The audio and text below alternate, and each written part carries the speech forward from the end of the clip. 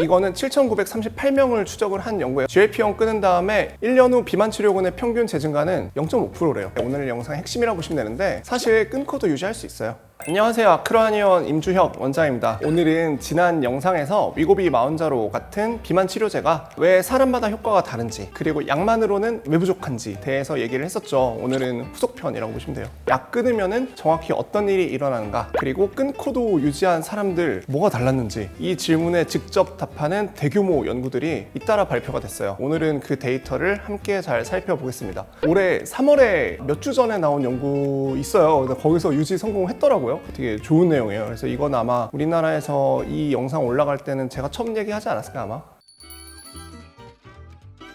첫 번째로는 2025년 이 클리니컬 메디신 란셋 산하 저널에 발표된 메타 분석이에요. GLP-1 중단 후 18건의 무작위 대조 시험 총 3,771명 맞네요. 3,771명을 분석한 연구입니다. 두 번째로는 2026년 1월 BMJ에 발표된 연구예요. 모든 체중관리 약물을 포함해서 37건 9,341명 대규모네요. 특히 이 연구 핵심은 약물로 뺀 체중과 행동 체중관리 프로그램으로 뺀 체중의 재증가 속도, 즉 요요가 약물로 뺀 사람들이랑 아닌 사람들이랑 어떻게 다른지 이거 비교 진짜 잘 돼 있거든요. 그리고 세 번째, 올해 3월에 나온 따끈따끈한 데이터가 있는데 클리블랜드 클리닉에서 7,938명, 이게 몇 주 전에 나온 거예요. 거의 8,000명 추적한 실제 임상 연구인데 약을 끊은 다음에 실제로 임상에서는 환자들이 결과가 어떻게 나왔는지를 이제 잘 보여줘요. 이 클리니컬 메디신 연구에서 비만 환자는 GLP-1 중단 후에 평균 5.63kg이 재증가했어요. BMJ 연구는 속도에 좀 더 초점을 맞췄거든요. 언제 요요가 다시 돌아오는지, 내 원래 체중으로 돌아오는데 걸리는 시간을 쟀는데, 체중관리 약물은 중단 후 월 0.4kg씩 1년 반 정도면은 원래대로 돌아갈 수 있다. 위고비와 마운자로는 월 0.8kg, 그러니까 1.5년이면은 원점이래요. 그러니까 월 0.8kg면은 1년에 한 10kg 돌아오는 거잖아요. 그러니까 15kg 빼는데 1년 넘게 걸렸는데 돌아오는 건 1년 반, 약간 이렇게 생각하실 수도 있죠. 그래서 고민하시는 분 많을 거예요 아마.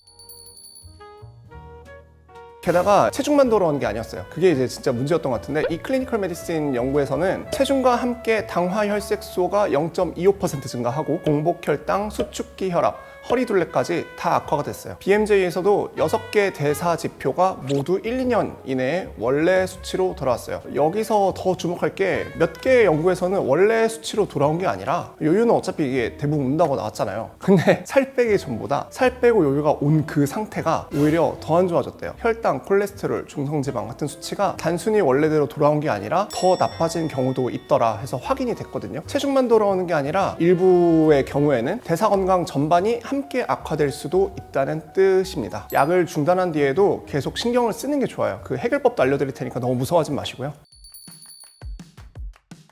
사실 그런 편이죠. 맞는 것 같아요. 만약에 근데 이제 의지가 약해서 체중이 돌아오는 거라면 또 어떤 약 끊든 간에 좀 비슷할 수 있잖아요. 근데 약별로 좀 달랐어요. 삭센다는 체중 재증가 4.29kg, 그리고 위고비는 체중 재증가 8.21kg, 거의 한 2배 정도죠. 통계적으로도 유의미했고, 쉽게 말하면 강한 약이 비슷한 계열이거든요. 사실은 강한 약이 거의 똑같다고 봐도 되는데, 강한 약이 뇌의 식욕 조절 시스템을 더 깊이 억눌러 놓는다고 보시면 돼요. 그러니까 억누름이 또 한 번에 좀 풀리면서 그 리바운드가 강하게 온다는 거죠. 그래서 의지라기 보다는 어떤 양리학적인 되돌림이라고 볼 수도 있겠네요. 이게 이제 BMJ 연구의 핵심적인 발견이에요. 그 약물 중단 후에는 월 0.4kg, 1.7년이면 원점, 행동관리 중단 후에는 월 0.1kg, 그리고 유지는 약 3.9년, 엄청 오래 유지하죠. 그리고 어떤 심혈관계 대사 이점도 약물은 1.4년, 행동관리는 최소 5년 넘게 유지가 됐다는 거예요. 그래서 약물이 더 많이 빠지니까 더 빨리 돌아오는 거 아니냐? 뭐 당연한 생각이에요. 많이 빠졌으니까 빨리 돌아오는 거 아니냐? 뭐 그것도 근데 당연하지 않을 수 있죠. 왜냐면 그래프가 보면은 이렇게 수평으로 가야 될 수 있잖아요. 수평으로. 근데 수평으로 안 가고 V로 이렇게 올라갔잖아요. 그래서 5, 10, 15 이런 식으로 세 개의 그래프로 보이죠? 5kg, 10kg, 15kg으로 동일하게 고정해서 비교를 해봤어요. 같은 양을 빼더라도 약물로 뺀 체중이 행동관리로 뺀 체중보다 일관되게 더 빨리 돌아왔대요. 똑같이 뺐어. 왜 그러냐면은 연구팀의 해석은 약으로 빼면은 식이 조절을 의식적으로 연습할 필요가 없었대요. 약이 알아서 잡아주니까. 그러니까 약 끊었을 때 유지를 할 수 있는 전략을 이제 못 갖춘 채로 그냥 전쟁터에 다시 나가는 거죠. 그러면은 약하면서 행동관리 추가하면 되지 않냐. 그냥 당연히 도움이 될 것 같잖아요. BMJ가 이것도 분석을 했어요. 결론은 GLP-1 치료 중에 행동지원 추가를 해도 중단 후 재 증가 속도가 달라지지 않았대요. 요요 똑같았다는 거죠. 감량 자체는 6.7kg 더 컸어요. 물론 이제 지원을 했으니까 더 많이 빠졌지만은 돌아오는 속도는 거의 똑같았대요. 이거는 BMJ 메타 분석에서만 나온 게 아니라 스태퍼 연구에서도 세마글루타이드 중단 후 생활습관 상담이 지속했는데 감량한 거 대부분 똑같이 돌아왔고, 썰마운트 4 연구에서도 티르제파타이드 중단 후 상담이 지속했는데 평균 14%가 재증가했다고 해요. 그래서 9,000명 넘는 메타 분석, 개별 대형 임상 시험 모두 이제 비슷한 결론이라고 보시면 돼요.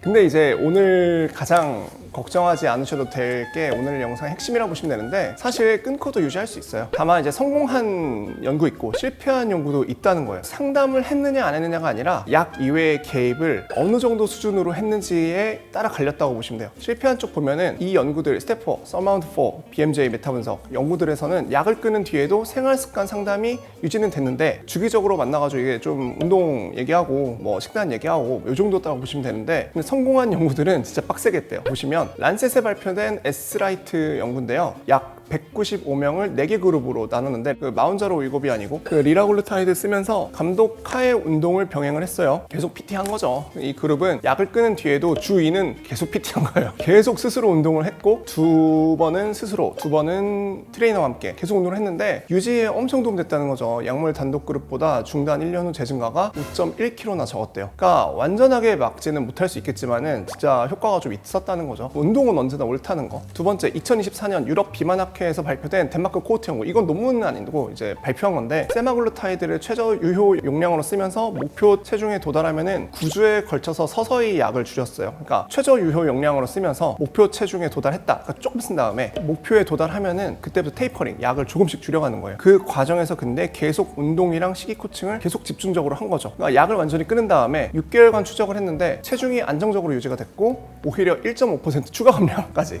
그러니까 약 없이 생활습관 코칭만으로 그렇게 됐다는 거예요. 그래서 85명의 어떤 소규모고, 근데 이제 단점이 아까 요요가 한 1.7년 받잖아요. 1.5년 이렇게. 추적이 6개월이라는 한계는 좀 있었어요. 근데 이제 갑자기 끊기보다는 서서히 줄면서 행동 변화를 학습시키는 거, 차이가 좀 있습니다. 그래서 이거 중요한 근거고, 그럼 마지막으로 세 번째. 이거는 7,938명을 추적을 한 연구예요. 클리블랜드 클리닉에서. GLP-1 끊은 다음에 1년 후 비만 치료군의 평균 재증가는 0.5%래요. 임상시험에서 감량의 3분의 2는 돌아왔는데 엄청나죠? 이거 왜 그랬을까요? 그 절반 이상이 그냥 끊고 끝 한 게 아니래요. 다른 약도 먹었대요. 그래서 20%는 같은 약도 하고, 그러니까 이거는 실제 임상 현장에서 1년 한 다음에 나중에 이제 1년 뒤에 그분들을 다시 본 거겠죠. 근데 20%는 그 사이에 같은 약 다시 하시고, 27%는 다른 비만 약물로 전환을 했다는 거예요. 이거는 이제 옛날 비만약. 그리고 14%는 영양사나 운동 전문가와의 생활습관 전문 개입을 받았습니다. 그러니까 약 끊더라도 뭐라도 한 사람은 달랐습니다.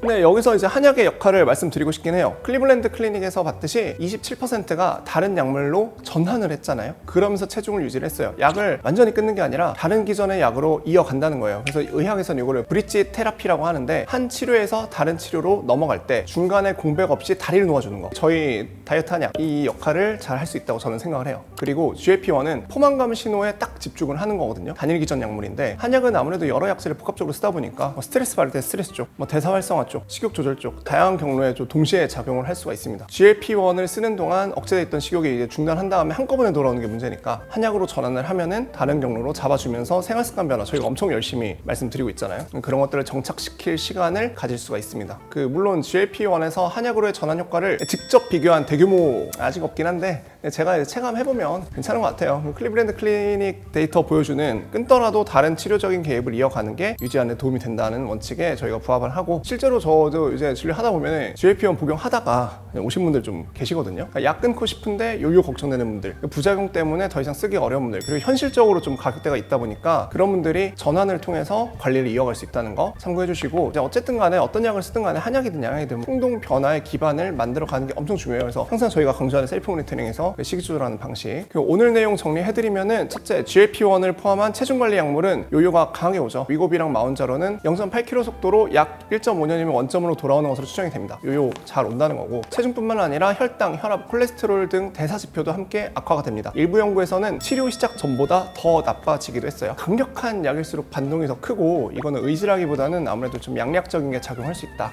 얘기가 나오죠. 네 번째로는 같은 양을 빼도 약물로 뺀 체중은 행동관리로 뺀 체중보다 4배나 빠르게 돌아왔어요. 다섯째, 일반적인 수준의 상담으로는 요요를 막지는 못했는데 구조화된 운동 프로그램이나 점진적인 약물 감량, 테이퍼링, 그리고 다른 치료로의 전환, 브리지 테라피를 통해서 유지에 성공한 사례들이 보고가 되고 있어요. 여섯째로, 약 끊는다는 것은 아무것도 안 하는 게 아니라 다음 단계로 넘어가는 거라고 생각을 하세요. 그러니까 저는 진료할 때 그 얘기 되게 많이 하는데, 요요를 미리 감량할 때 특히 잘 되는 분들이 여쭤봐요. 그러면은 요요는 다른 과목이다, 다음 단계다, 그때 얘기하자 말씀드리거든요. 그러니까 살 빼는 게 이제 쉽지가 않아요. 그리고 빠진 뒤에도 또 빼면서도 불안할 수 있거든요. 그래서 저희가 이제 알고 있으니까 GLP-1 하고 오시든 아니면은 뭐 저희 약 먹다가 뭐 요요 오셨든 간에 저희가 항상 잘 도와드리겠습니다. 지금까지 아크로아니언 임주혁 원장이었습니다.